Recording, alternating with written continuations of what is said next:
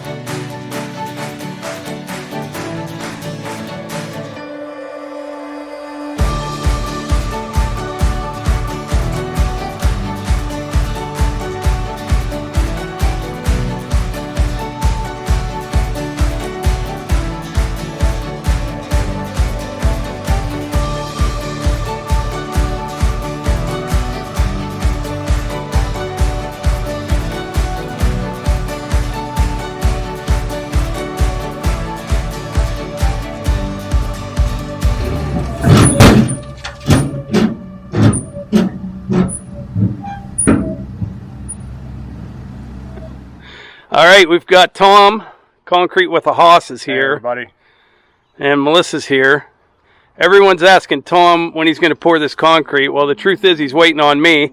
But we're over here this evening talking about what the plan here is. And we're thinking underneath the patio, it's going to be like a wood look, right, Tom? Yeah, the wood plank stamp. The boards are about 1 foot wide. And we actually just videoed one today, and it'll be coming out next week. We can do any color. I see a lot of earth tony around here. Under there, where it's in the shade, maybe we go a couple shades darker. Mm-hmm. And then out here in your fire pit area, we'll go a couple shades lighter, staying in the earth tone colors, and doing maybe a fieldstone look. Yeah, I like that. And you talked about putting a fire pit yeah. ring in the middle. Right. Give you plenty of room for seating around it. Yeah. And because what we're looking at, this is all stone right now. This isn't all going to be parking. You know, you have a nice, you got the patio area there. That'll extend out in here, fire ring, and then somewhere right in here is where we'll separate parking area, recreation area. Make sense? Are you in agreement? I want to get Melissa on camera to make sure she agrees so she can't go back on me. You know what I mean? Right. And I was thinking of getting some sort of a fence. Well, we can do something like that, or just something even something removable if you wanted. Yeah. Right. Put some sleeves in. Okay. That's the plan out here. But don't forget to check out Tom's channel. You've been cranking out some videos. I'm impressed. It's a lot of work. Yeah. Everybody's patient. You know, I got a couple comments about the cameras and microphones. Now I got them. Now I'm learning how to use them. Right. So, it takes time. You're doing. It's coming. You're doing really well. I'm really enjoying it. I love the feedback. You're good in front of the camera. I had to learn, and I'm still learning. Like, Mike asked me something, and I'm turning going, yeah. And he's like, nope, you have to look, cut. You have to stand and look at the camera. Like, not just that, but until you have the wireless mics, that's one thing I was guilty of it too. You start talking, you walk away, people can't hear it, you know what I mean? But you're picking up on it all real quick. But I'm serious, Tom is very, very knowledgeable. Got the right personality, and you're good in front of the camera, and you have a lot of good information to share to people. So I think it'll really work for you. I do. Yeah, and you can check out my channel too. I saw that out there. Morgan's off the leash. That's right. Go check it out. You know, everyone wants to see a golden retriever. All right, Tom and I and Melissa, we checked out the inside. A lot of people were asking how we're going to get concrete to that far side. What's the plan there? We'll use a pumper with the heat tubes in there, and on that styrofoam. Power buggies will not damage the tube, but it'll break the styrofoam.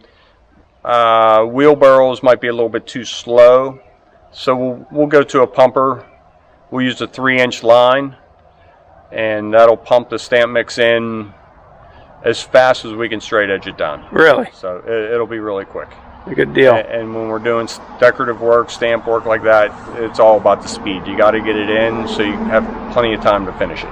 Yeah, so this whole thing, I think, inside and outside, is probably going to be around 65 yards or something total. Yeah. I think something like that. Well, we'll see. So inside, yeah, we'll do the decorative one day, then we'll do the garage area the next day. Okay. Nice day. What'd you do today? We poured a wood plank stamp patio, which I videoed. My daughter's working on that as soon as our wedding's over. Not my daughter in my wedding.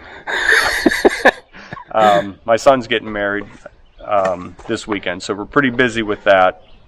And then we prepped exposed aggregate patio, and that's the only finish we didn't video yet. So we're going to get some video feed on that tomorrow, and we should have a nice selection of yeah, I'm looking forward to seeing that that wood look in the video. How big of an area was that? That was a 20-foot by 14-foot patio with a little bump out for a fire pit. Okay. So, well, good deal. About 5 yards of concrete. Nice, manageable pour. Yeah.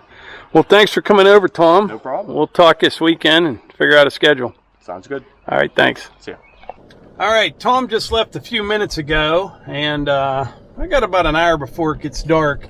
I'm going to head out the road to a farm just out the road, and we're going to pick up a few bales of straw, and I might plant a little grass this evening over on the far side of the building. If you saw at the beginning of this video, I extended that geotextile around the building, and I'm going to put a nice radius on it, spread a little bit of topsoil, and plant some grass. And everybody keeps asking about what type of grass I plant, because that stuff on that side of the building came in just fantastic. Every time I use it, comes in great. We're going to look at the bag because I can't even exactly remember what it is, but stuff grows quick. And like I said, I don't fertilize, I don't do anything. It's good topsoil, grass seed, straw. Boom, turns green. Oh, and also before I forget, I will put a link in the description to Tom's channel, Concrete with the Hauses. You got to check it out.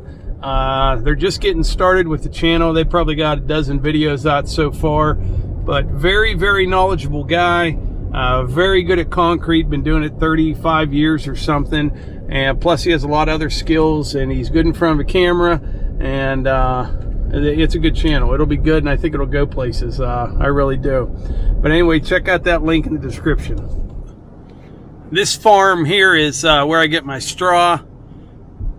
They got the honor system set up. It's nice. You can come out here anytime, grab a few bales. It's good stuff. It spreads nice.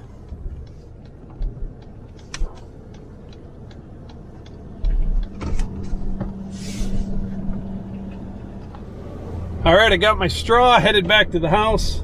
I absolutely love this farm right here. This farm is situated right in the middle of, it's surrounded by housing plans. It is. They're all over the place. I know these guys have been offered many times to sell out, And there were two brothers. One of them passed away a few years ago, but he just keeps farming. He has some help now, but yeah, the money just isn't that important to him. He must just like farming, because land around here is incredibly expensive, and I'm not sure how much they have. Probably, I don't know, I'm guessing 125 acres, maybe a little bit more. It's hard to tell. But yeah, I'll show you right down the road here all these housing plans that I'm talking about.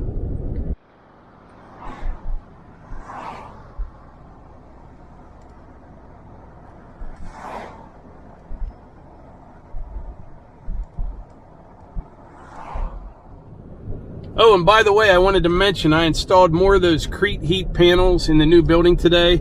I am literally 5 times faster at doing that now that I'm using the 2A limestone. It's much easier to get all leveled out nice and flat. All right, we're back here at the house. This is the grass that I planted, I don't know, probably a month and a half ago, I'm guessing. I'm not sure, but it came in absolutely fantastic. I'll show you that grass seed that I used here in just a bit. But right now, I'm going to come over here. I'll get the BX with the landscape rake.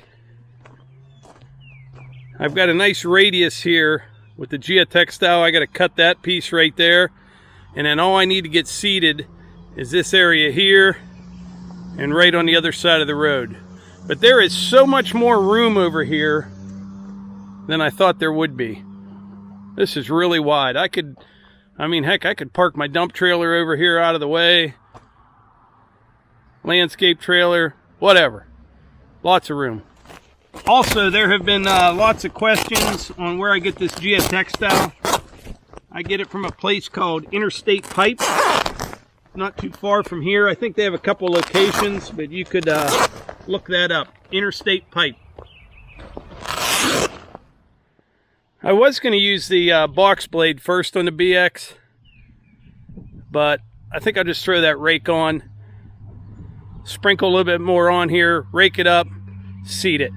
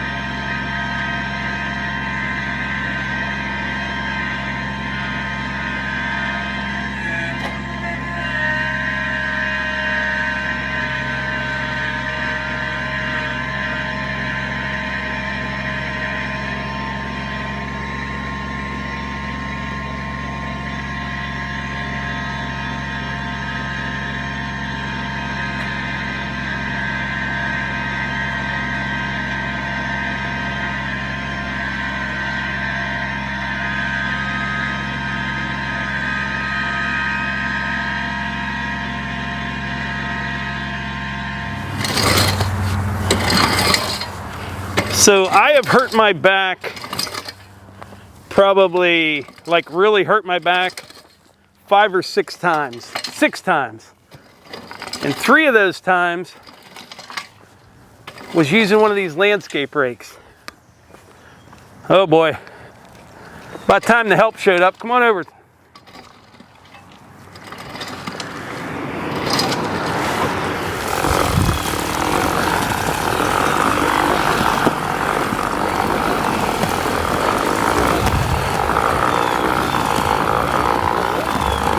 Watch out.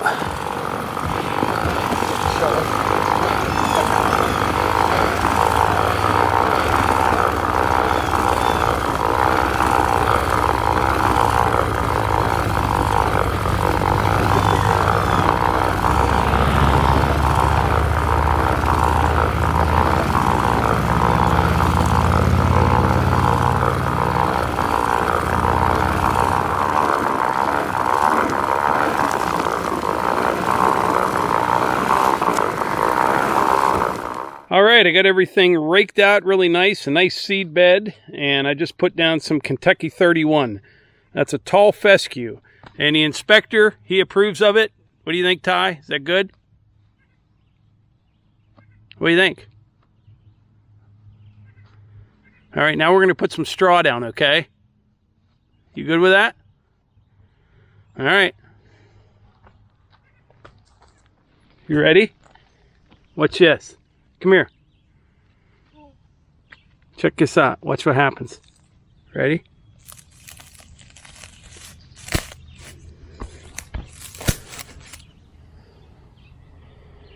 Now you get to make a big mess. You can throw this all over the place.